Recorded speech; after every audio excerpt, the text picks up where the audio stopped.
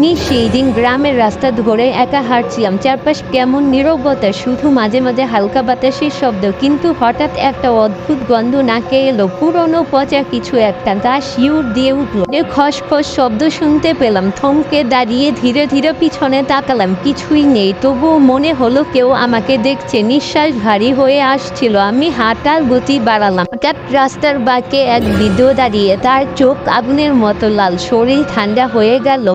বৃদ্ধ বলল, ফিরে যাও, নইলে। তার কণ্ঠে শুনে গলা শুকিয়ে এল। আমি কিছু বলার আগেই সে মিলিয়ে গেল কুয়াশার মধ্যে। বুকের ভিতর ধুকপুক শুরু হলো। এখনো সময় আছে, ফিরে যাব নাকি সামনের পথ বেছে নিব। কিন্তু তখনই গাছগুলো যেন তারা জীবিত, তাদের শিকড়গুলো মাটির উপর উঠে এলো। আমার পা আঁকড়ে ধরলো। পরে চিৎকার করে উঠলাম, হাত পা ছুটতে লাগলাম, কিন্তু শিকড়গুলো শক্ত করে আমাকে আগলে ধরলো। তারপর একটা হিমেল শীতল হাত আমার ঘাড়ে ছুঁয়ে দিল। আমি অজ্ঞান হয়ে গেলাম। সকালে সবাই আমার রক্তমাখা শার্টগুলো খুঁজে পেল।